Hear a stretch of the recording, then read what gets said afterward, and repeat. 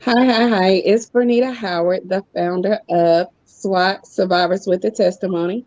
We're coming tonight. We have some leaders with us. We're going to be talking about spiritual abuse, domestic violence, what it is, how it affects the church, and how it affects us and how it affects you. Just a little bit about who I am. I am an author. I am a mother. I am a wife. I am an advocate, but most of all, I am a minister of the word of Christ.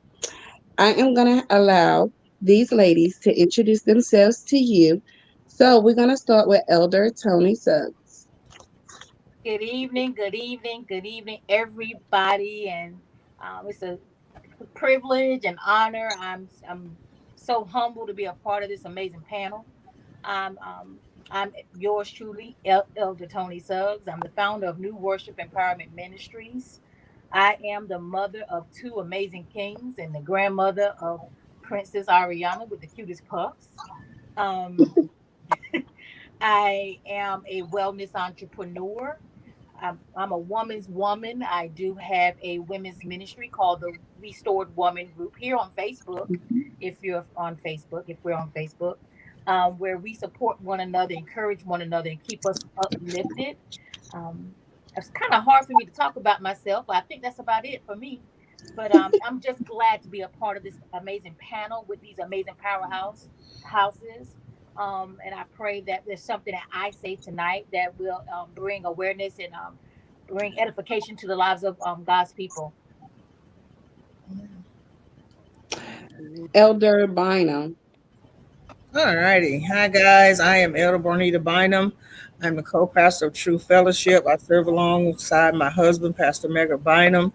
I'm the founder of I Survive Women's Ministry. And we are on Facebook. We meet every second Saturday. A graduate of Liberty University with a degree in psychology and Christian counseling. And I am excited to be on this panel tonight with these awesome women of God. And I just know that we're going to bring some things to clarity on tonight and to help some people, you know, that may be going through some situations. I believe that we're going to bring some awareness and help people to understand what really goes on with domestic violence and abuse.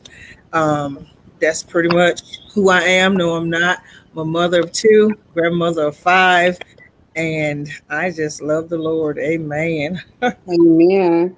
And And Elder Annika Royal. yes, grace and peace be unto you from God our Father. My name is Elder Annika Royal. I am an elder here in Greenville, North Carolina. I am the mother of four children, two grown, two still at home, and the grandmother of four. You see, I had to count it in my head because we just added one. Um, and I am an author of the book Persecuted but Not Forsaken. I also host a radio show here locally on Awesome Radio every Friday from 7 to 8 p.m., which is Christian Women Issues, where we talk about different topics that impact the kingdom. I am elated to be here amongst my sisters and just ready to soak in whatever God has for us on tonight. Thank you, ladies, so much for introducing yourself to our audience. And so we're gonna dive right in. I'm gonna give two definitions and then we're gonna talk about it. The first one is domestic violence. What is domestic violence? Domestic violence is intimate partner violence, where you are involved with someone and they have been violent against you, or you have been violent against them. Domestic violence is not just physical, but it can be emotional, psychological, spiritual, sexual, um, financial. It's it can be in many different forms, but tonight we're going to talk about spiritual abuse. Spiritual abuse is a different type of abuse that a lot of people don't want to talk about, but it needs to be discussed. And what spiritual abuse is, it refers to the church elder or a faith leader inflicting abuse on the congregation by using the word. So, and it creates a toxic atmosphere for the members. So we're gonna jump right into it. And so you ladies have been into the ministry a whole lot longer than I have. Um, can you discuss like some of the characteristics you have seen when it came to spiritual abuse? I guess I can start. Um, I think, and I have to use this particular season that we're in. I'm friends with a lot of people, and they confide in me and they tell me stuff. So I'm not calling names or anything like that. But I've noticed that, when COVID started, we had to shut down some churches, and then we had to social distance when we went back in. Um, and some of my friends complained because they never shut down, and they were called if they didn't show up. They just, you know, were told that they have to pretty much adhere to what the Bible says and ignore what the governor was saying and what the health officials were saying. It was almost like the part of the Bible where it says, obey those who have rule over you did not take place. It was like out the window. And from my point of view, we have to take the full Bible, not just half of it. So to me, that was a form of spiritual abuse because you're putting your people's lives in danger. And if they don't show up, you're calling them, you're sending people by their houses to see what's the problem, why aren't you coming? And only until COVID hit home were they able to social distance and, then practice what the governor was saying. But it took that to make the person realize that, oh, this is a serious deal. But before then, you didn't take the lives of your parishioners into accountability. You just told them that they needed to be there. That's a form of spiritual abuse because why you calling me out in COVID? We're in a pandemic. You're using your power, your position, and those who are under you, your cabinet, to, call us and come and see what's the problem and talk junk if we didn't show up. So, it was like, and I'm like, really? People people don't realize, this situation is serious. Spiritual abuse is a serious thing in the church, but some people just think it's the way that it's supposed to be. But it's not. And, If and it's gonna so, harm me, I'm not coming. right, and I'm going to just piggyback on that. So basically, that is a form of manipulation. And in domestic violence, we see manipulators all the time. A manipulator uses their power. They have to have power and control. And so we will see that in some leaders, where they use their sophisticated knowledge, and they use the word against you, they use, and so sometimes we have to ask ourselves, like, what would Jesus do? Okay. The Bible also speaks of wisdom. It also speaks of, it speaks of wisdom. And in some situations, you have to use wisdom. Okay. And so that's why these conversations are important because if you're beating me with the Bible, I know me personally, it'll push me away. Yeah, If you that's want to use your authority, there's a time and a place for everything. The Bible talks about that. right. It's a time for everything. And so if I'm sorry guys. So when you begin to use it, when a leader begins to use his or her power to make you do what they want you to do, that's a form of abuse. Yeah. Tony? Yeah, that's. I'm so glad it's my turn because I'm like sitting on the edge of my seat. Because I just was in a conversation with a fellow pastor, and they expressed, a few of them expressed um their eagerness to return back into the church, to open the church doors. And I share the same enthusiasm, but we have to use wisdom and common sense. Um, we're talking about we're in a pandemic. We're talking about a virus that does not discriminate. Um, and I know there are people who feel guilty or been made to feel guilty. I personally don't feel guilty because I take God everywhere I go. Um, Mhm. he is beyond the walls. I am called to the unchurched. So um, I do not believe that in order for me to hear from God, I would have to be in church. I think that God has sent a message to the community, to the leaders. Clearly, it says in Second Chronicles chapter 7 and 14, when he says, if my people who are called by my name will humble themselves and pray and seek my face and turn from their wicked ways, there he will hear from heaven and heal the land. So for me personally, and this again, I personally am not serving any indictments on the house of God or the church of God, but I do believe that we are in a season where we should be postured in a place of prayer and praying for the church, praying for the community, praying for the nation, praying for the concerns that we all have.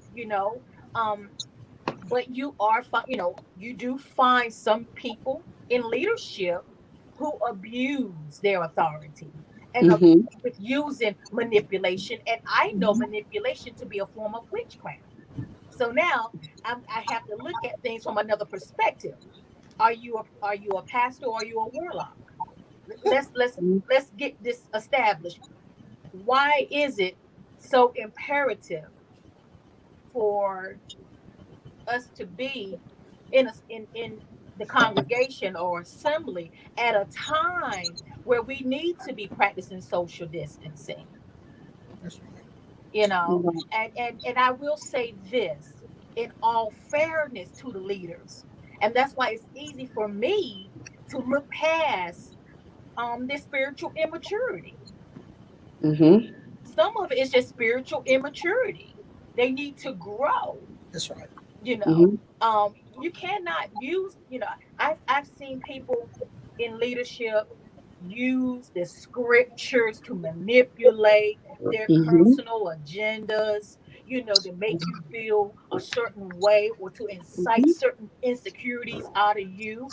And again, I do contribute that to be them not hearing from God and being spiritually immature. Annika? Yes. Now I have, I guess you would say probably, and I don't know, but I call it a unique experience because I was born into the ministry. If you can understand that, I was a PK, a pastor's kid, preacher's kid, and then I ended up, I won't say ended up like it just happened, but God called me, called me, unbeknownst to me. He didn't have to check with me and my agenda, but he called me. Again, just like my sister Tony, to the unchurched, the people that have actually been abused by the church. Mm. And the reason that I say that is because I have so many experiences dealing with this topic on both ends of the spectrum. I've seen it done to my late father, Bishop Randy B. Royal, and I've seen it also, the same gun aimed at me, you know, um, during different phases in my life. And I don't want to take up too much time, but and I guess maybe we'll get into, examples later on, but um neglect is a form of abuse too. Yes, ma'am. It is. Now, I'm speaking to this point because I understand what God has gifted me with.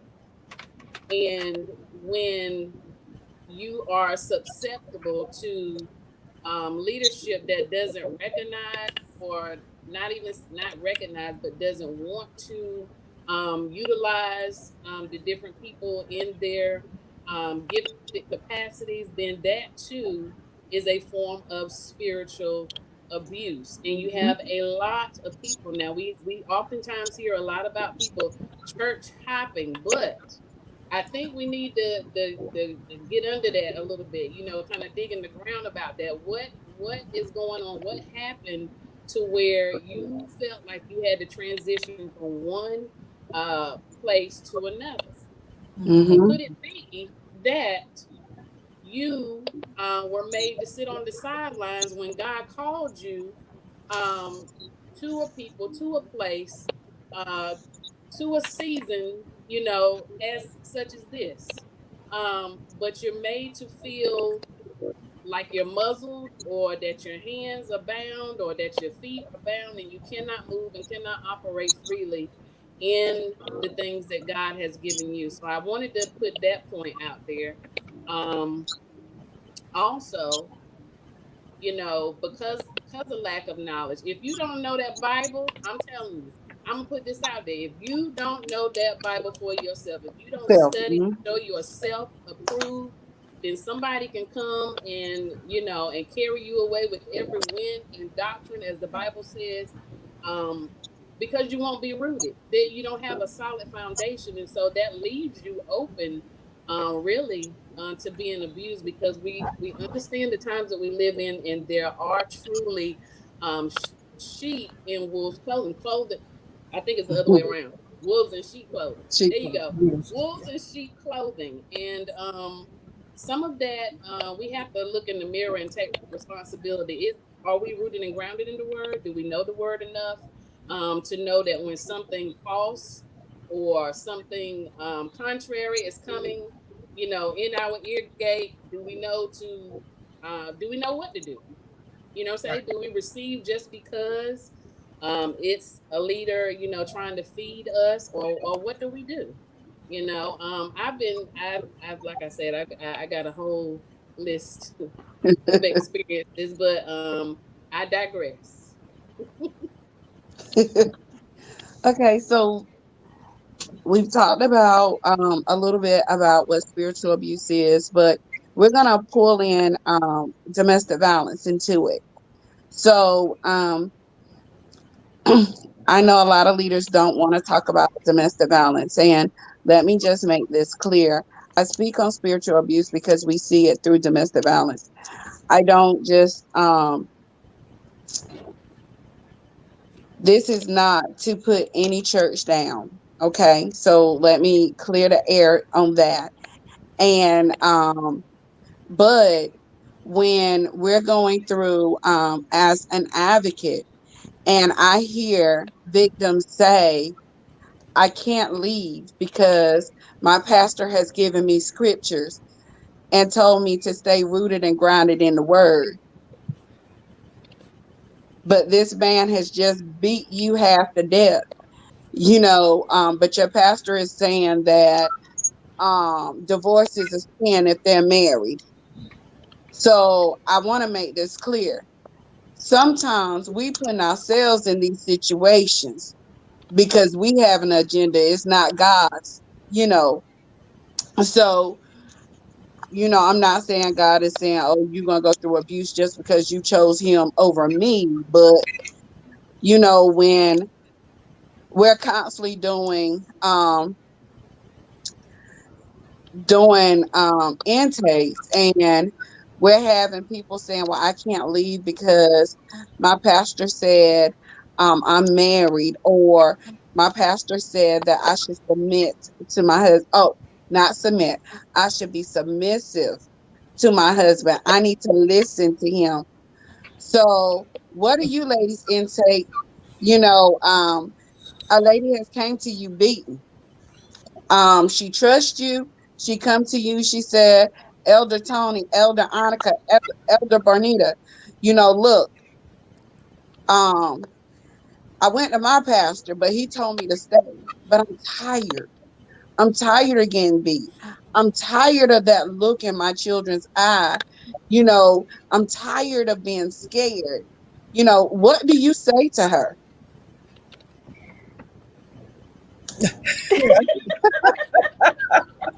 Go ahead, Tony. Okay, so for those of you that see us laughing because I put this finger up, this is an inside joke before we started the broadcast. But anyways, now there's two sides of Tony. All depends on who it is, and I'm not making light of the topic. I may ask, do we need to get the gorillas out, and do we need to find homeboy? But in all seriousness, because I am very passionate about domestic violence, I know I would seek God in giving her godly wisdom. I don't like to tell people what to do in their relationships and in their marriage, but common sense for me may not be for them, but it may be hard for them, even though it may be common sense. If someone is physically putting your life in danger, I advocate putting a restraining order, removing yourself from a dangerous situation, getting yourself and your children out of a situation that may lead to something, a fatal situation. Death could come out of domestic Mhm. violence. um a lot can come out of it, incarceration. um Me personally, I've had someone to, without sharing too much, was in the situation and did not leave. And it didn't turn out very well at all. Um, in fact, it accelerated. Um, and I kept ministering to her and telling her, you have to know your worth. You have to know your value. You're not married to this individual. She was a single woman. She was part of the singles ministry. I encouraged her to remove herself and her child, but she didn't. I then later found out that he stabbed her, and I became very angry. And I am a woman of faith. I became very angry. Um, I wanted to retaliate myself, but at the time, in that situation, what can I do? What could I do? I felt as though me telling her to remove herself from the situation, she did not have a pastor to go to. She didn't have anyone to go to. Um,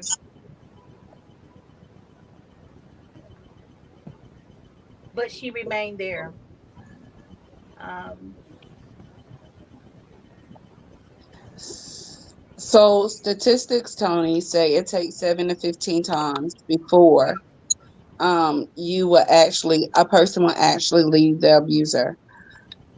I don't know how many of you guys know my story, but it took me over 7 times. I would leave, I would go back, I would leave, I would go back. Even after losing my son, I went back. Leaving is not always easy. And sometimes, as you stated, leaving, um, the abuse get worse when you leave because you're dealing with someone stalking. If they know your routine, if they know where you work, if they know where your family lives, and sometimes your family can be your worst enemy. Not that they don't love you, but you got to understand, like, sometimes they've developed this bond with that person too. And a manipulator is just that. They know how to make it seem like it's you. They know how to make it seem like um, they're doing everything for you. And sometimes family look at the material things. Oh, well, he providing you somewhere to stay. He's providing you a home. You don't have to work. But do you know what I have to go through to make it look like it's luxury to you? You know what I mean? Um,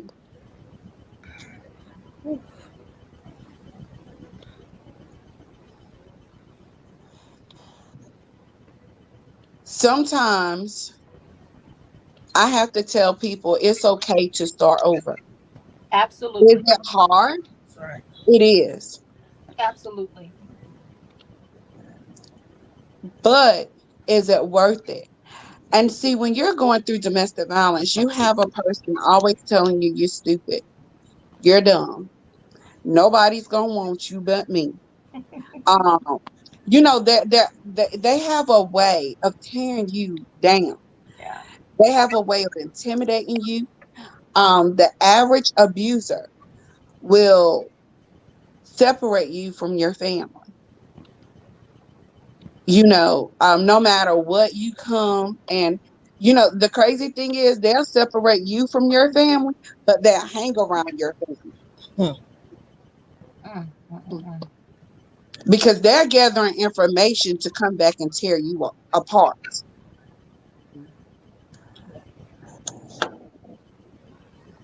Me, when I was going through, I would rather for you to hit me because eventually that's going to go away.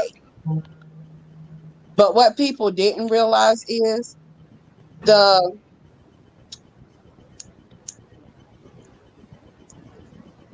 invisible scars. Oh yeah. You Oh know, yeah. when you're talking about me, when you're tearing me down, you know, you hit me, we're gonna get that over with. I'm gonna heal. But when you say things to me, I'm gonna think about it and I'm gonna keep thinking about it, you know. And if you the person that you say that you love me,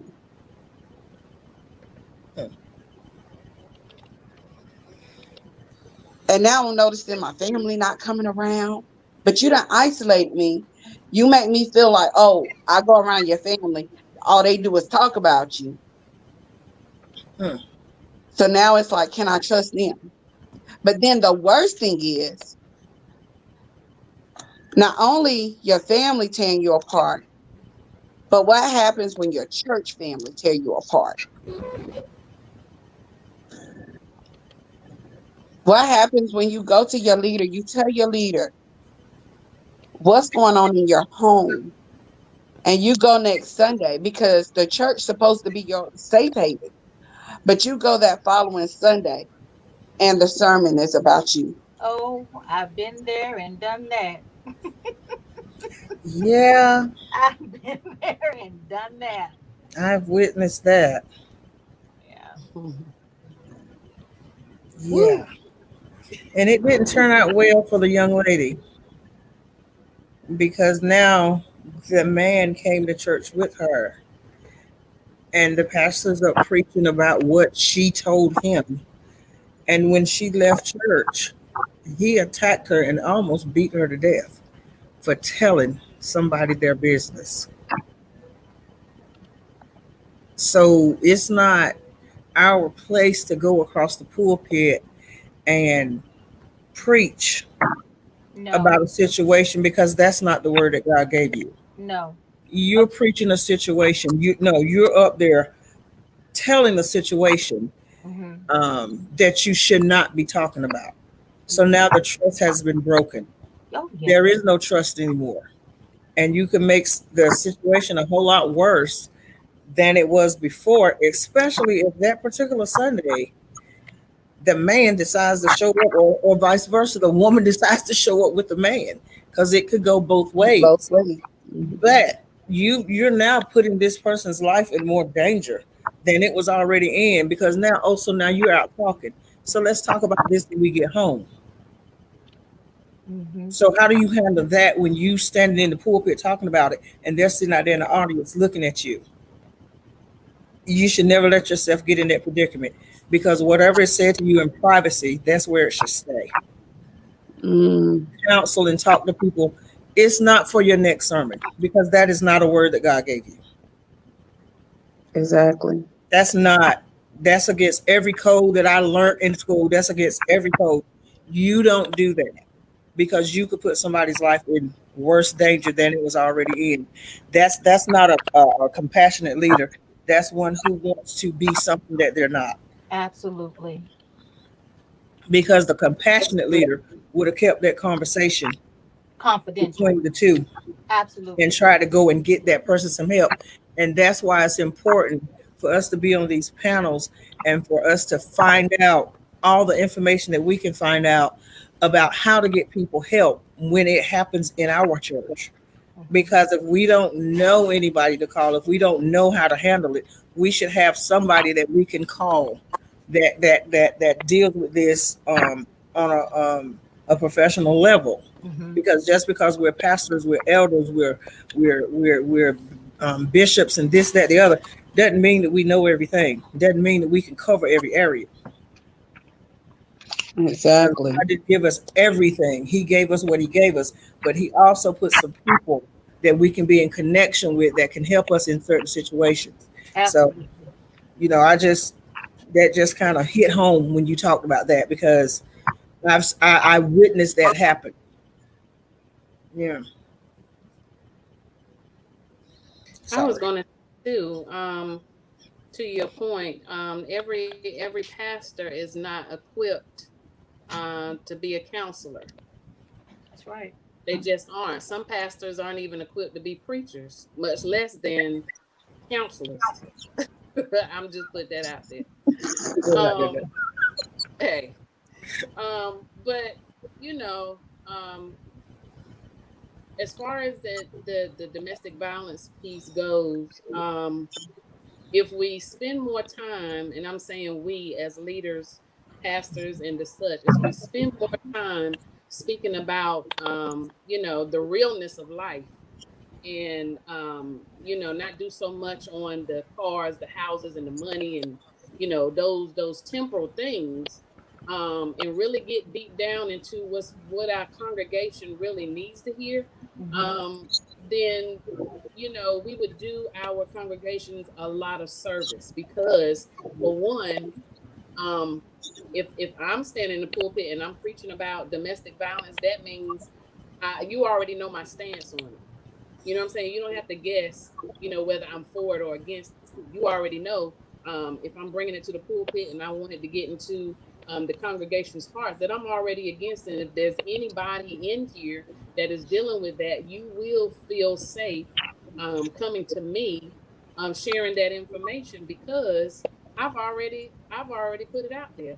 That's right. That this is my Hmm. stance. This is Hmm. this is not what we tolerate here. Hmm. Maybe in another house, but in this house we don't tolerate that here, and many other subjects, even with the spiritual abuse, evangelist Howard, when you said that you got some negative flag about the topic on tonight, I was not in the least bit surprised. I wasn't surprised at all because everybody want to be hush hush on the real stuff. You know what I'm saying? And I personally have had to have some very hard conversations personally with individuals, and I'm just at a point now that I've gone through and seen and experienced so much. I don't have a muzzle over my mouth. It is what it is. Let's call a thing a thing. Let's deal with it, and let's be Christ-like in dealing with it. That's right. And if I can jump in, Elder Royal, I don't want to interrupt because something you said is just stirring up some thoughts in me about dealing with the real, dealing with life. And I realize with the church, and again, you know, these are sensitive subjects that we're taught or we're not encouraged to discuss. Hmm. And then my mind goes back to even childhood, we're taught as little girls and little boys what goes on in this house stays in this house. Don't you talk to nobody. So now you making your child grow up feeling like I have to walk around with this big burden. I can't tell the secret. I can't tell that I'm being abused. I can't tell that my mother's being abused or my father's being abused, and and or there's something wrong with seeking help and getting counseling. Again, we've been taught what goes on in this house stays in this house. We don't tell our family business. And now you have got a perpetuated cycle, almost a generation occurs, Hmm. that's going on among our children, among our family, that trickles over into the church. Now we go to the church to hear a word from the Lord. Sure Amen. will. We go to the church to be encouraged, to be uplifted. Now we still got the elephant in the room that don't nobody want to talk about. That's right. It goes back to the reality Right. of life. Now after I hear that amazing Mhm. word, now I go home, I'm getting my head bashed in. But I can't tell nobody because I've been made to feel ashamed because we have some leaders are spiritually immature. I go back to that, who can't handle the reality of what's going on in the household. So my prayer is that, and I do believe there is a new church that's going to rise up where the pastor who may not be equipped to counsel, to be a spiritual, counselor or talk in certain areas, but he'll recognize, or he or she will recognize the gifting inside the house, so that there Mhm. are workshops about domestic violence. That's right. There are Well, divorce, workshops for divorces. What am I trying to say? Divorce counseling, grief counseling. Those little things that we go through life, and then we put a little band-aid on it, but we Hmm. don't put any antibiotic on the Come wound. on. There's mm, no healing. There's no restoration. That's right. There's nothing taking place but a great big old secret underneath a bandage, and nothing is being done. Nothing. There is no change. There is no manifestation of change, of healing. I'm just getting so wild up, y'all. Y'all better stop me. so let me ask you ladies this. So, as leaders, a lot of times when people come to us, they come to us confidentially, and say the scars are not visible at the time, they don't let them heal or whatever, makeup. Because let me tell you, I walked around with makeup, and a lot of times people couldn't tell. But the makeup was like you pay your light bill. Me purchasing makeup was just that important because he knew he was going to do it. So now what happens if I'm that person and I come to you and I said, Elder Suggs, Elder Royal, Elder Bynum, I need to talk to you. You got to promise me that you're not going to tell anybody. And then I pull back and you're able to see, you can't see the bruises on my face, but you can see everything else. And I say to you, this is what I go through every night. My question would be to you, or to my mentee or coachee: how long? How long will you remain in this situation? Because the ball is still in your court. I can be your best friend keeping all your secrets. But at the end of the day, you're the one having to go back to that violence. So the question is, I would ask, what do you want to do about it? I know you want to talk about it, and I want you to talk about it because sometimes it's just good to get it off your chest. Sometimes it's good to vent and have someone that you can really trust. Because as I said before, everybody can't handle your real. Sometimes your real is a little bit too real. Everybody can't handle it. That's And if right. someone comes to me, I'm honored. But it goes right back to them. I have to put it back on them. Now, what you want to do about it? We talked about it. Do you want to just talk about it, or do you want to come up with a plan of escape? Okay. Now let me raise the notch just a little bit more. Oh Lord, I ain't talking no more. Cause you I got me show you stirred my up. bruises. I show you my bruises, but then I say I walked in on him touching my 13-year-old daughter. Oh, baby, Now we you come. don't promise me that everything that we talked about was confidential. Not that, baby. No, Not that. I can't keep that secret. no. I don't think any of Period. us think it. There Period. you go. That's right. Mm-mm. We calling the No. folks. I'm sorry. I mean, If Much. you want to keep getting beat up, okay. But when you said the child is innocent. The child can't leave. So we have to get this child out of there. Yeah. We can't leave the child there. So the child has to go. Something has to be done at this point Yeah. because I'm not going to be able to sleep at night knowing that I kept your secret and this child is continuing to be hurt. And it's not that I want to rat you out, but I got to do what's best for the child. And then there's some standards that I learned that some stuff you just don't keep. You have to report, and I would Right. have to report that in the Mhm. position that I'm in. I would have to. Best friend, going out the window, auntie, all that. I'm getting ready to make some phone calls, and I'm going to see if I can help you guys get out as a unit. Yeah, Amen. I was gonna say as a social worker that's I'm yeah, sorry, but I'm not sorry. But Right. we got to move on to somebody that can, outside of my scope of practice, we got to move it hmm, into, somebody that can help you immediately, yeah. you know, um, because, yeah. uh-uh. And What? that's the answer that I want, right? Okay, because I was going to ask you Because, what would you suggest? With what you do, how would you guys handle that? Like, baby, so Look, that's still a Peter spirit in me, baby. I still woo, ride honey. with my Hey, box cutter, west side okay, all listen, day. start rubbing my Don't head, play right? now. Go ahead now. Don't play. I'm an advocate and all, but when it comes to that baby, Uh, you ain't willing to do nothing. No. This ain't no longer Minister Howard. This ain't no longer Vernita. Baby, I'm going all the way, baby. This is Twisha. Let's go. We about to okay, get the That's people. And if you don't that's feel it. like they coming fast enough, we got this. Okay? hon, you gonna turn my nerves up when you put that baby in there. Don't do the babies.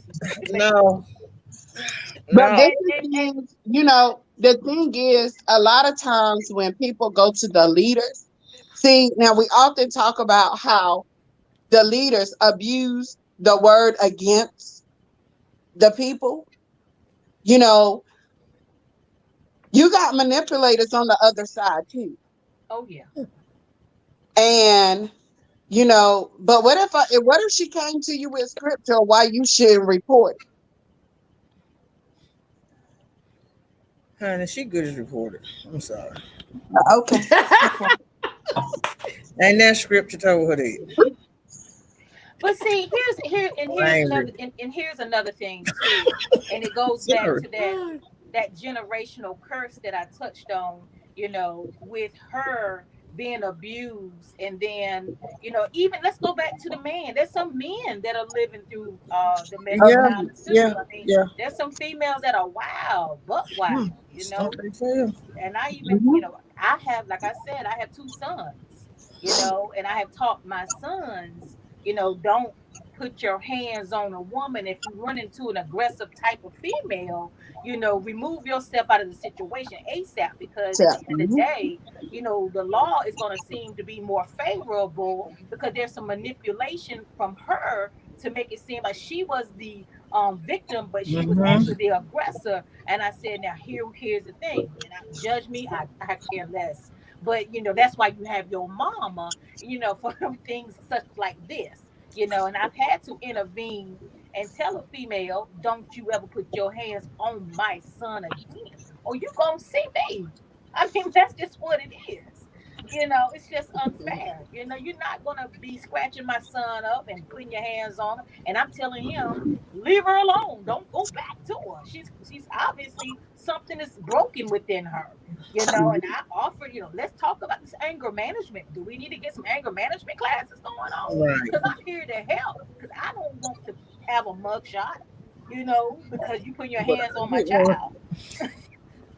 But going back to that, if a woman, we're talking about the female, and she has a child, a daughter or a little boy, and they're having to see that, and I'm keeping that secret for her, then I'm perpetuating a generational curse. That's Because right. that child is going to learn that behavior, Crazy. and that child is going to demonstrate and act out those And I'm habits. glad you said that because with statistics, statistics say that 50% of children who see domestic violence in the home will be 50 to 75% will be abusers. Yeah, 50% would die at the hand of someone else. yeah. And 25% would be an advocate. Wow. Wow. 25% will be advocates. And the rest will either die or become abusers themselves. My God. So Mm-mm. that's why, it's important. Now let me ask you guys this, because everybody on this panel has children, right? Yes, two boys. Oh, who said I got boys? Me, the Okay. kings. Okay, you You got all got a king. boy. Okay, everybody got a king. Great. Your son is the abuser. Mm. Gonna get told on. She your son is Get told on. the head deacon at the church, Gonna get sat down. and his girlfriend come. It's hot outside, 99 degrees. She got on long sleeves. Ah. She's distant. You notice that she a little distant this Sunday. And when you come up to her and you ask her what's going on, nothing. But you happen when she lift her arm, see the bruises. What do you do?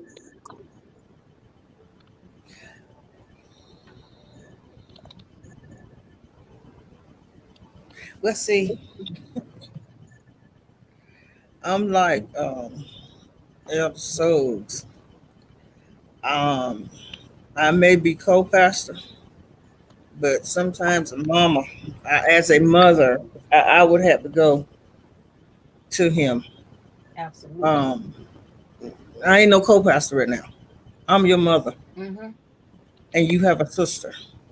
Would you want somebody to do that to her? So what you gonna have to do? You gonna have to take a seat. We gonna talk about this. We gonna get you some help.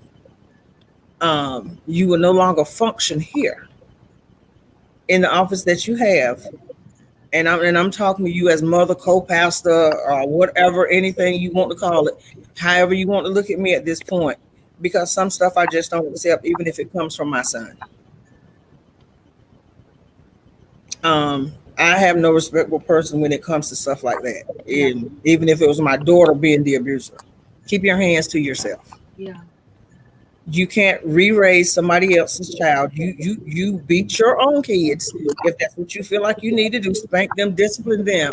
But a grown person, you do not raise. You do not hit unless you want to get hit back. So we would have to deal with that. First of all, from the church standpoint, pastor would have to get with that. Second of all, he's gonna have to deal with me as a mother, Mm-hmm. and he would probably rather deal with me as co-pastor than mother, Mm-hmm. because I just would not. That's just not, and it doesn't matter what happened. I'm looking at these bruises on this female. Would you want somebody to do that to your mom or your sister? And if your answer is no, you should not have done it to her, because she is somebody's daughter. Mm-hmm. She is somebody's sister. So that deacon, I don't care how much tithes he paid, you're gonna have a seat, and you're gonna have to get some help, and we're gonna have to work through this. Mm-hmm. Yeah, and they know that too. Mm-hmm. Mm-hmm. Mm-hmm. You know, going back to her question too, Elder Bynum, Mm-hmm. she specifically said deacon of the They, church. Sometimes people can get so caught up in the titles, The titles. and think that they are beyond, you know, um, discipline or beyond correction. At the end of the day, regardless of a title, because I don't govern my life by a title, Mm-mm. whether Mm. it's my son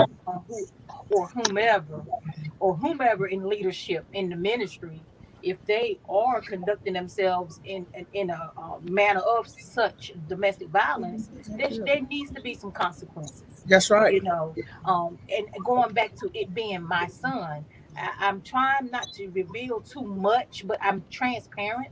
My transparency is my ministry. Um, but I've always been the type of mother to stand on the side of right. Whether it's my son or not, I cannot condone wrongdoing. Because Mm. if I cover up the wrongdoing, or if I try to give him a little pat on the back or not hold him accountable, he would never get delivered. That's He would right. never get his healing. He would never change. Someone has to hold him accountable, Accountable. child or not. But we're That's talking right. about if it was my sons, I hold them highly accountable, you Mm-hmm. know. And it doesn't have anything to do with leadership or the elder or the life coach or it. This is your mama now, That's it. and I'm stepping to you, and I don't care how tall you are. I don't care how big your boy. I will, boy. You would get me if I have to. I'm gonna be a And I got a covering. big old boy. Listen, listen, Elder Bynum. I had ladies. I had my son one day. He didn't like it. I was correcting him, and he was going through his emotion. He was going through his emotion, and he stood up on me. I said, "Boy, you better sit down. I don't care how tall you are.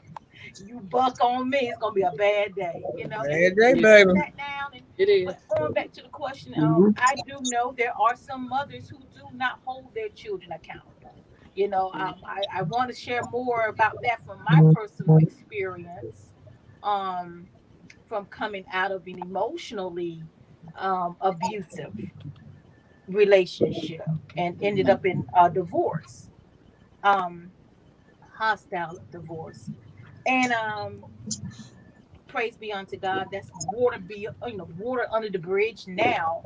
But I didn't feel like I got the support from woman to woman, mother to mother, you know. So I honestly know that in my sons, because they say I stay in their business, but I still, if it was my son in this scenario, I would definitely minister to the young lady that's walking around in 90 Yeah. degrees, covering up her scars. And I Yeah. would ask, is my son beating you? Is this happening? But I Oh, definitely would not, make her feel as though, she was the problem. right. Because at the end of the day, you want both of them to get help.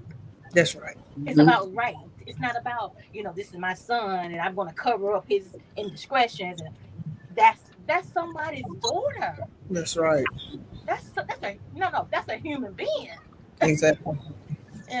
So sometimes we as mothers, we need to really assess how you do you want to help your child. Take away the shame, take away the embarrassment, because your child's actions bears no reflection upon you as a mother. Exactly. Fernita, how many times do we talk about stuff like that? A All lot. the time. Yeah. Hey, yeah. And I And I will say, I'm go sorry. ahead. Go ahead. Oh, I will say, just to add just a tidbit, that the both of them will need ministering to. Mm-hmm. Um, the reason I say that, because if it were my son, and I know what I have invested and instilled in my Mm-hmm. sons, because I have two, Mm-hmm. um, there would be a conversation, because I would have to ask the question, what within you made you feel or made you think that that was all right, Right. you know? Powerful. Um, and this just it's kind of taxed on to and I don't want to get on my soapbox, but about our black males and everything, everybody coming down them, dead, all that kind of stuff. Okay. And that's why I say the both of them would need ministering to, not to condemn per se, not to condemn per se, but I just want to understand your heart. I want to understand your mind. Yeah. What happened? Yeah. What's in here that caused you to lash out like that? Yes. You know what I'm saying? Like I kind of want to go beneath the surface. Yeah. I see the result of what you did, but it's deeper. What triggered it? Mm-hmm. Yeah. Yeah. What And I'm triggered glad that that? you guys will have not just a conversation with him, but with her as well. Because a lot of times the parents, the sisters, the mothers, the family are the enablers of the abusers. Oh yeah. Hmm. Most of the time, Yeah. even in the church, we already know those behaviors, Yeah. Mm-hmm. You say it. but they're overlooked. And I'm glad that Elder Suggs pointed it out. A lot of times they're overlooked because of a title.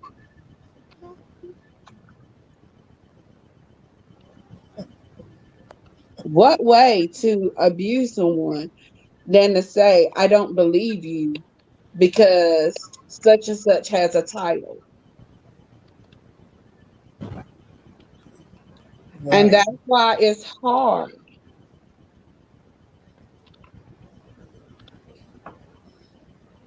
sometimes to come and talk about it because you're already in an abusive situation at home. And then to go to your leader and they pretty much tell you, that's my child. I don't believe you. He won't do that or she won't do that. But yet others have told you these behaviors. They just wasn't brave enough to come to you and show you. This is And where the spiritual discernment. Mm-hmm. There needs to be some spiritual discerning among our leadership as well. Mm-hmm. You know, I'm gonna say this, Elder Tony, and I'm just about to keep this 100. A yes, lot of ma'am. people discern because they in positions that God didn't put them in. Oh, Everybody can She's go online and buy them. They can elevate themselves. Okay, I had to take a sip of so that one now. that's Shut me why down. when they're saying you shouldn't be doing this because you're tearing down the church, I'm not tearing down anything. I'm tearing down the walls that we don't want to talk about. I'm keeping it real. Mhm. So that if there is somebody that's watching, they know that it's help out there. They know that I'm not just in the pulpit just preaching about something that I'm not going to stand on. Mhm.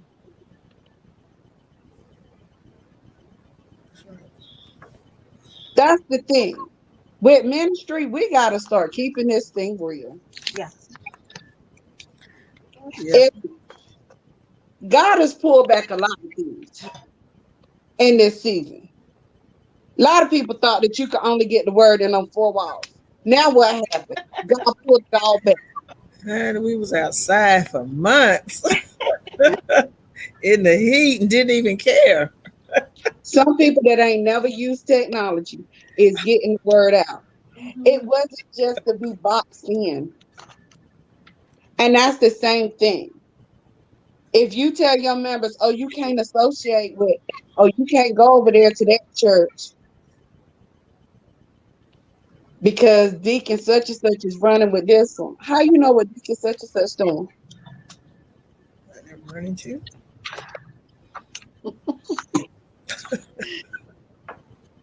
Do I need to put my lips closer? Oh, okay.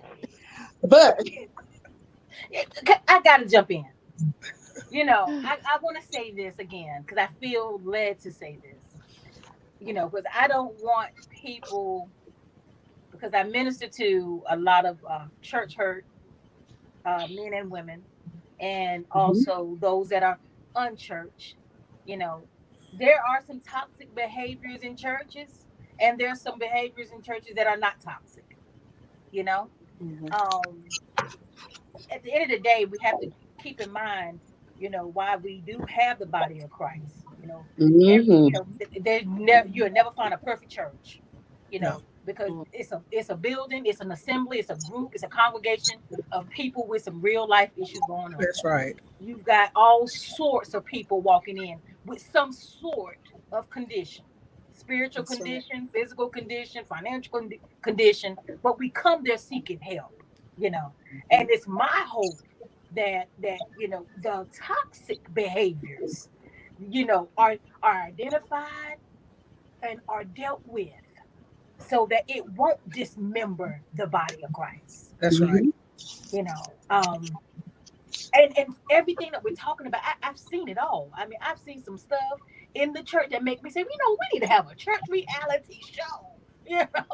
I mean, we'll make some money off this crap. But then, and again, you're never going to find a perfect church. That's But if right. we keep our focus on God and the purpose of why we're there, is seeking a word That's right. Mhm. from the Lord, But there are, like Elder Annika Roy has said, the real. What Elder Bynum said, there's life. Minister Howard, you're saying we got life going on. Mhm. Life happens. Right. Life And, happens. and, and sometimes it's not what we think, but we have to deal with it. We have to deal with every aspect of it, not just the pretty, but Oh, the ugly as well. Mhm. So now let me ask you, ladies, another question. oh gosh. So another thing that we face when we are advocating, and guys, these are real, situations that we deal with, where women or men will not leave because before they do anything with their own finances, they have to, the men have to see pastor. Say what? They have to get the approval, About what? spending their funds because pastor wants to make sure. And so, Okay, I'm just gonna sip my tea on that one. Sit on me, Holy I Ghost. done sat all the way back, like, I got to reposition for this one. Hold it. all right. That's one thing. I done sat back and crossed my ankles. Like, really? You see, I'm sipping my detox tea on all of this right Man, here. just the computer. There we go. I'm trying to get this flesh under control. Under control. Sit on me, Holy Ghost. Because I don't understand that. Break that down a little bit. We like I can honestly say, and this is going to tie into what you're saying. Pastor doesn't even preach about tithing. He has taught it, and we've been pastoring for now 6 years. He taught on it one or two times. What you do with your money, that's on you. We teach good stewardship. Be good stewards over your money. But if you decide that you want to go out and take your whole paycheck and do whatever, that's between you, your wife, and your family. Because if you don't tithe, that's between you and God. I don't think that pastors should have a say on how you spend your money because you're not getting ready to tell me how to spend mine that I go out and work for. And you're not going to tell him how to go out and work for his and what he goes out and work for. Nobody's telling us how to spend our money. Wow, that's powerful. I mean, because at the as Pastor Suggs said, at the end of the day, we all grown. We'll teach you how to be good stewards and how to try to save, because we're getting older and this, that, the other. But to just say that we're going to tell you how and you got to check in with us on how, because I remember seeing the question, you got to check on with me how you want to go out with your wife and how much money you want to spend. Hey, if you go out and spend a lot, maybe next week, Pastor, do it for me. How did y'all have fun? Mm-hmm. Mm-hmm. Pastor, do you hear this? This is what they did. Can we go do that? I don't. I personally, and I believe Pastor will agree with me. That's not our business. If we teach you the biblical principle of Right. tithing and being a good steward over what God allows you to have, Right. um, and that's our duty. That's what we're supposed to do. But to just say that we're going to tell you how to spend your money, you got to check in. No, even if you don't tithe, you have been taught the principle, and Mm-hmm. that situation becomes yours. Because once we teach it and it's out of our mouths, it's out of our hands. It's on you what you do with it. Exactly. And I ask that because, abusive pastors normalize control over the congregation, over their people. And, even though we're speaking on spiritual abuse, we see it, the financial abuse as well in the church. And so that's why I asked the question. And then, sometimes when I tell you guys like the things that we hear, you will be blown away.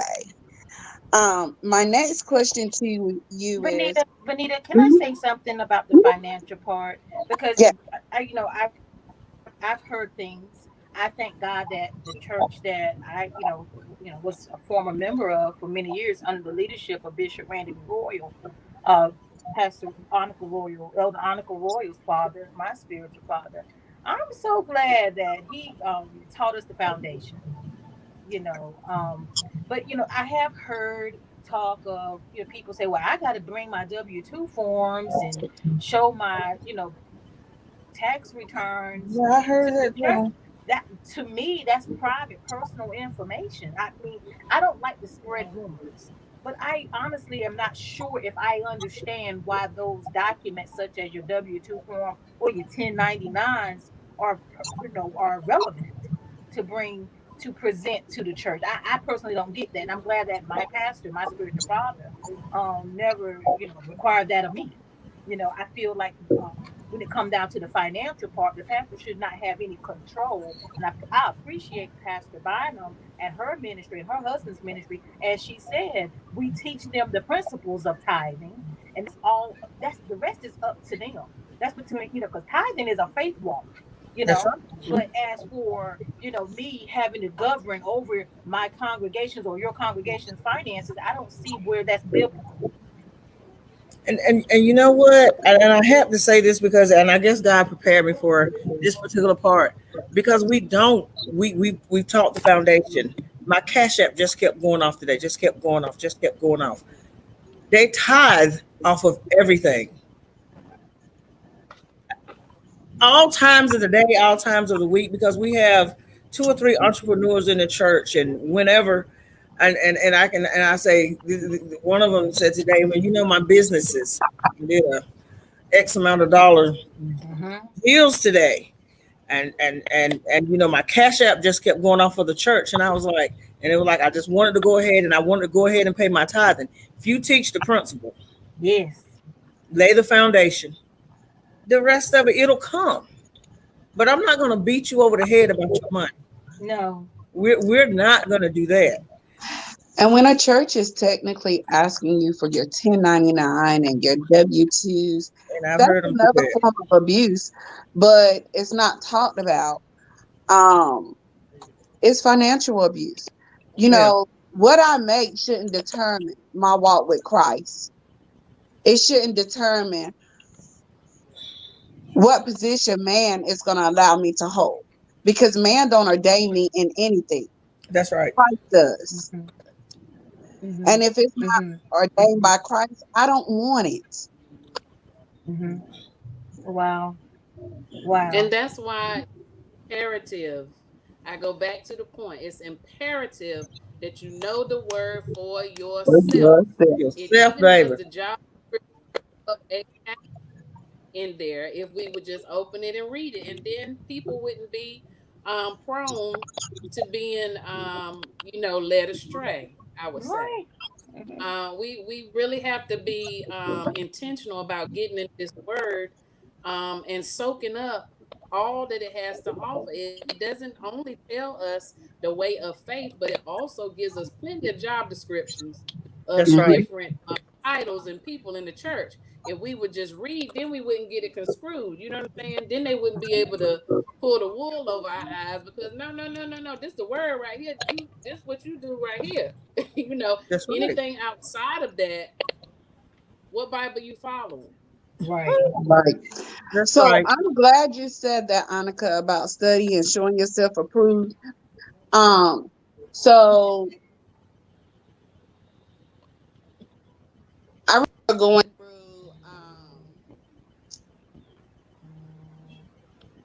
marriage counseling, and the entire time I was told to be submissive to my husband.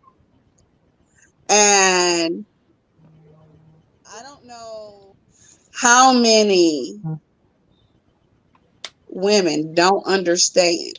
But I remember the pastor just going, and he kept saying, when he talked about the scripture in Ephesians, he was like, "Now you're supposed to be submissive to him."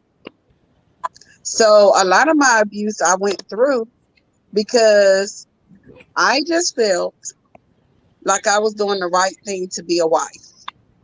I wanted that foundation that my sister had, the foundation that my parents had. But until I studied that thing for myself, nowhere in that word do it say be submissive. It says submit. But then when you read on down, it says that my husband should love me the way that Christ loved the church. Now, nowhere in that scripture did it say he needed to beat me. It didn't say he needed to talk down to me. But I didn't study for myself either. Y'all know, and I believe in just keeping it real. I did. But I took the word of what that leader said, and I took a whole lot more with it. Mm-hmm.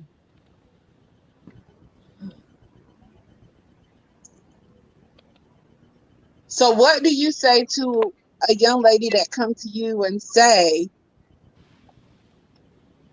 "Well, I know what the words say, but we married, and I went and talked to this leader, and they don't have a church home. I went and talked to this leader, and they say that divorce is frowned upon. It's a sin. Um, he just hit me. I don't think it's gonna get worse, but he just hit me this one time. We've been going through a lot. COVID's here. We've been in a house together. Um, the children not in school. And I just asked him something, and he was just so frustrated. He hit me, but I don't want to go back to my leader because I don't want him, to. He's in training right now. I don't want him to lose his position because then it's gonna feel like it's my fault. What do you say to her? Well, first of all, when you're speaking of the portion of the Bible where it speaks about the wives being submissive to your husbands, some leaders will only stop there. Mm-hmm. They won't read further down in the passage of scripture where it says, "Husbands, love your wives as Christ also loved the church." The Now, church. Christ didn't abuse the church. Mm-mm. There's an accountability to both. Yeah, you as a dutiful wife, you want to be submissive, but what are you submitting to? What are you being submissive to? You know what I'm saying? Should I keep saying yes, okay, or should I give off the impression yes, okay, to keep beating me or abusing me? What are you being submissive to? You know what I'm saying? We got to again um sometimes the word, you cannot just take it as face value. There's some studying, there's some digging, there's some uprooting of the word that you need to get.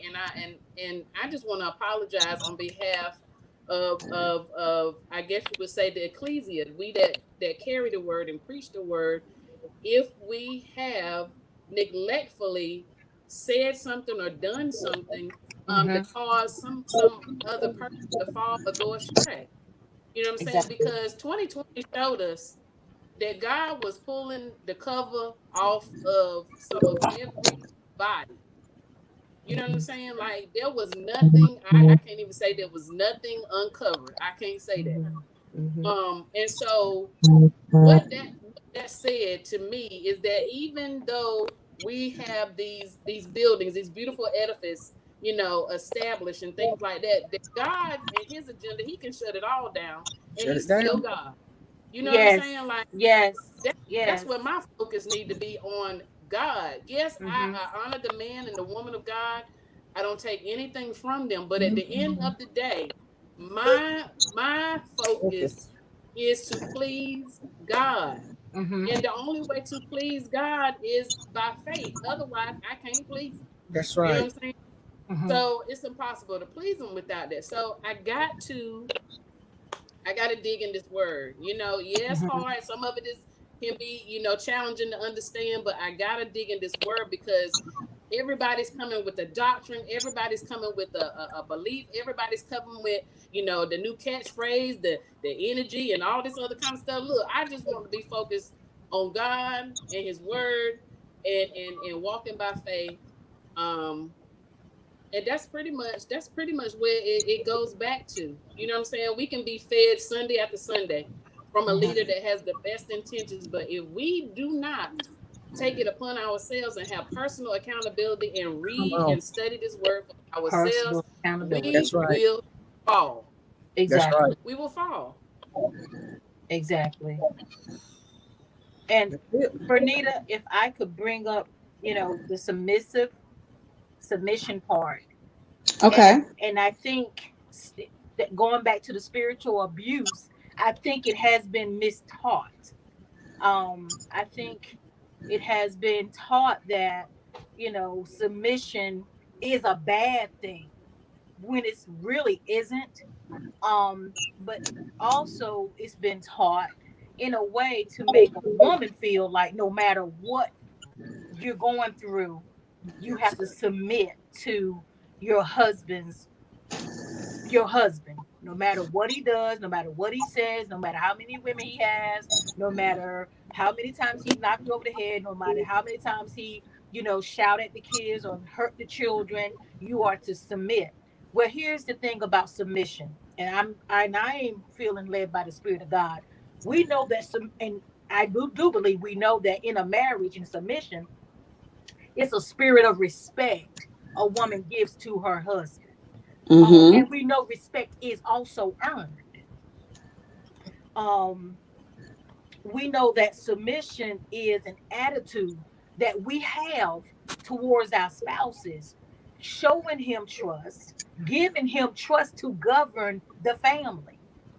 Now, as long as he's following God and he's being led by the Spirit of the That's Lord, it. and he leading us a straight way. Now, and I need for him to follow God. God. Now, if he's following something else, then I have to put. Remember, we were talking about this. I have to say, "Whoa, whoa, buddy, uh, baby, boo, uh, can we talk about this? Where is this? I don't want any woman to feel like submitting to a man. You have to let him lead you down a cliff. You Come on. know, he also have to trust you as well. I have to trust my husband. That he's hearing from God to lead me and my family and my grandchildren. And two, I need for him to trust me as well when I say, baby, I'm not going against you. This is not about power struggle or tug of war. But can we talk about this? You know, I know some people have been taught that submission means no matter what he do, you don't do nothing against him. You listen to what he say. No, no, no, no. He's my husband, not my daddy, and he's my God. He's my husband. I'm hearing from God too. Mm-hmm. I can submit to him. Meaning, if I'm submitting to you, doesn't mean I'm being weak. It does. It just means I'm trusting you, baby. I'm giving you my trust. And I'm trusting that you're hearing from God. But if I feel in my spirit that you're not, then we have to come to the table and let's talk about it. That's right. Communication is key. Exactly. Yes. Exactly. So, ladies, it has been really, really, really real. These conversations are needed, but our time is coming down. And so, first, on behalf of SWAT, Survivors with a Testimony, I want to say thank you, ladies, so much for taking your time out to join in to have this conversation. Um, we do them I think, a Tuesday out of every month. We do bring our leaders on to have deep conversations about spiritual abuse and domestic violence because it's needed. Um, and to anyone who wants to know more about our organization, our website is streaming along. Any information to reach us is streaming along our emergency line, our email. So if you have any questions, you can follow us on SWAT on Facebook, Instagram, Twitter at SWAT Inc. 2020 and on YouTube. Subscribe to our channel because these conversations are definitely there. If you have Anchor, it's SWAT Inc. 2020 as well. So, you can listen to this conversation afterwards. Um, so I want to say thank you to all the viewers for viewing. So what we're going to do is just give them some encouraging words. If someone is going through, again, our emergency line is streaming. If you go to our website, if you're not able to talk on the phone, you can go to our website and you can text us. We do have agents that are waiting that will, communicate back with you. And our website is survivorswithatestimony.org. So, we have someone around the clock that is able and willing to get you the help that you need. If you are in a domestic violence situation, you need to develop a safety plan. If you don't know how to start, I'm going to give you some tips now. Get all your important documents together. Take them somewhere where they will be safe. Start taking clothes somewhere where you can truly trust. Make sure the person that you trust that you are confiding in will not tell a soul. You have leaders, as you can hear tonight, that will stand against domestic violence. Yeah. So I'm pretty sure that if you reach out to one of these ladies, if you need prayer, whatever it is that you need, someone to listen, someone to confide in, and you can always reach our organization, Survivors with the Testimony. That's what we're here for. I will say to you, it's not your fault. I believe you. Let me help you. I would rather for your story to be told by you than to be told by Lifetime, ID, or Channel 9. So, with that being said, pick up your crown, do what you need to do, save you and those babies. The only secret is where you will be after you walk out that door. Yeah. So, ladies, any encouraging words you would like to give the viewers? We'll start with Elder Suggs, then Elder Royal, then Elder Bonnie. My closing encouraging word would be know your worth, Queen. And I'm going to also use as another example of domestic violence on the other side of male. So I'm going to say also know your worth, King. No one needs to live in a domestic violent or walk on eggshells. Know your worth, know your value. There is help out here. The enemy wants you to shut down, wants to put a spirit of heaviness on you, to stifle you, to have you to walk in silence. And that's not of God. God wants you to be free, free indeed. So I would say be free, free yourself, and know your worth and trust God. Amen. And um, just to add a little nugget on to that, I've understood, throughout my life that most times it is a very difficult task to heal in the same place or the same environment where you've been infected. And so, if you're in an environment um, that is not helpful, that is not encouraging, it's not uplifting. Again, find shelter, find refuge, have a plan, to get out of there. You are the apple of God's eye. He loves you with an undying love. He does not wish for you to be in that kind of situation, whether male or female. And also, just to end, I've learned that anything that you do not give a voice to, it will ultimately have power over you.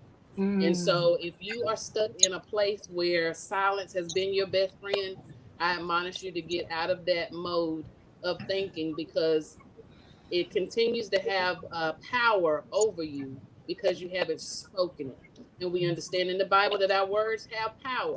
It can be to life or to death. And so I would that you choose life on today. God bless. Amen. Amen. I just want to leave them with a couple of things that I've learned in my studies. Like you said, study the Bible to know you, to show yourself approved. Psalms 11:5 tells us that God hates violence. God judges those who are violent. Genesis 6:13. Yes. Um, God is angry at violent behavior. Ezekiel 8:17. Yes. No one deserves to be hurt. No one deserves to live in fear. No one deserves to be abused, whether it's verbal, physical, emotional, financial. If this is you, find help, seek help. We're here. Evangelist Howard is here. You see all of us on this setting. Yeah. We're here We are here. and we can help. Yeah. Don't feel like you're trapped. Don't feel like you have to stay in a situation, male or female, that you are uncomfortable in, that you are being hurt, that you are being abused. There is an outlet. It's not always easy, but in the end, it'll be worth it. And we don't just come, at least I don't, to talk out the side of my neck. Been there, done that. I survived. And that's why I do the I Survive Women's Fellowship. It's more to me than just pulpit on Sunday. It's Mhm. more to me than just mommy and grandma. I survived a lot. And Mhm. one day I'll come on and I'll tell my story, and you guys will be like, wow, had Yeah. no idea. But I say to you, get out. God is not pleased at the life that you're living in, and it's not your fault. So Amen. again, it's definitely not your fault. Develop a safety plan. Do what you need to do to be safe. At the end of the day, again, your life is more important. That's why my saying is, my life is my story. I'm here. I'm able to tell my story. Mm, Probably shouldn't. If man had his way about it, I wouldn't be here. But I don't stand as a victim. I stand as a survivor. Yes. With our organization, it's about making you a survivor as well. So again, if you need help, our website is streaming. If you go to our page on Facebook, SWAT Inc. 2020, any of our websites, SWAT Inc. 2020, any form of social media, that's how you will find us. We're here to help. It's not, and I don't mind reaching out to other organizations to get the help. It's not about who help. It's about making sure you get the help that you need. that's right. Mhm. So at the end of the day, you can sit at a round table with us and say, I survived. Yeah. I am a survivor. So I want to say to all our viewers, thank you guys so much for tuning in to these wonderful ladies, women of God. Thank you so much for taking time out of your day to sit at this table Jesus. to spread awareness because this is a conversation that's needed. Yeah. You all be blessed and have an amazing night. Love Thank you. you. Bye. Love See you, you ladies. later.